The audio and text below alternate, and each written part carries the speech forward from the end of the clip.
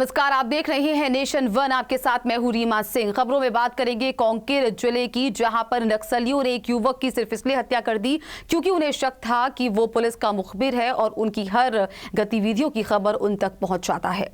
कांकेर में नक्सलियों ने एक व्यक्ति को पुलिस का खबरी समझकर उसका कत्ल कर दिया। भारत की कम्युनिस्ट पार्टी माओवादी से जुड़े कम से कम 30 नक्सलियों ने बांदे थाना क्षेत्र के परलकोट विलेज 111 के रहने वाले अजीत पोद्दार के घर में हमला किया था और उसे घर से बाहर खींचकर गोली मार दी गई, जिससे उसकी मौके पर ही मौत हो गई। नक्सलियों ने मौके पर पर्चा भी छोड़ा है।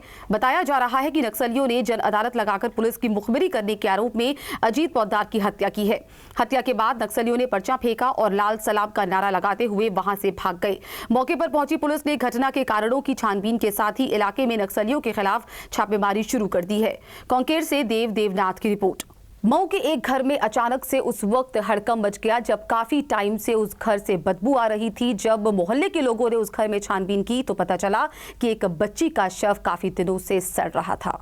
11 नवंबर को चहलूम के दिन मोहल्ले के रहने वाले वारिस हुसैन की 4 साल की बच्ची इस्मत जहरा गायब हो गई थी, जिसकी रिपोर्ट परिजनों ने कोतवाली में की, जिसके बाद पुलिस गुमशुदगी की रिपोर्ट दर्ज कर खोजबीन में जुट गई। लेकिन एक सप्ताह बाद वारिस हुसैन के पड़ोसी बद्री सेठ के घर में लापता बच्ची का शव छत हालत में मिला, जिसको देखते ही मोहल्ले के लोग आक्रोशित हो गए। घटना की जानकारी मिलते ही भारी संख्या में फोर्स बल मौके पर पहुंच गई, जिसके बाद पुलिस ने हत्या का मुकदमा दर्ज करते हुए आरोपी पिता और पुत्र को हिरासत में लेकर पूछताछ शुरू कर दी। साथ ही बच्ची के शव को कब्जे में लेकर पोस्टमार्टम के लिए भेज दिया है। चहलूम के दिन वारिस नाम के व्यक्ति की लड़की इस्मत थी, जो 4 वर्ष की थी, वो चहलूम के जुलूस से ही कहीं जाकर गायब हो गई थी। काफ़ी लोगों ने ढूंढा उसको, लेकिन उसकी जानकारी नहीं प्राप्त हो सकी। इसके बाद इनकी सूचना पर 363 आईपीसी का केस इस संबंध में दर्ज किया गया था। आज शाम को लड़की की डेड बॉडी मिली है और इसमें वादी से तहरीर ले ली गई है और 2 अभियुक्तों को गिरफ्तार किया गया है। बाकी कार्रवाई की जा रही है। जब ये कि वो जो 4 साल की बच्ची थी बद्री सेठ की, जो जिसके ऊपर FIR गया है, उनके घर में जो डेड बॉडी मिली है, उनके और उनके बच्चों द्वारा जो ये प्रोग्राम बना के किया गया, ये जो हत्या हुई है, ये बहुत ज़बरदस्त हमारे गांव के लिए बहुत दुख की बात है, जिसमें प्रशासन की तरफ से भी हमें बहुत मदद मिली है। लेकिन हम ये चाह रहे हैं कि बस अब उनके घर वालों को ऐसा इंसाफ मिले, उनको फांसी की सज़ा हो, ताकि उनके घर वालों को इत्मीनान हो जाए कि हमें सज़ा मिल गई इन लोगों को और हम लोग सुकून से। मऊ से सुशील सिंह की रिपोर्ट।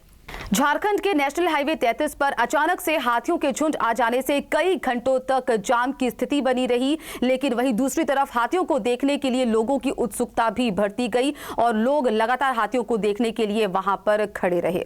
मामला झारखंड के नेशनल पार्क से हाईवे का है, जहां अचानक सैकड़ों हाथी पार्क से निकलकर हाईवे पर जमा हो गए। बताया जाता है कि चरही और हजारीबाग के आसपास भटक रहे इन हाथियों का दल दुमका से यहां पहुंचा है।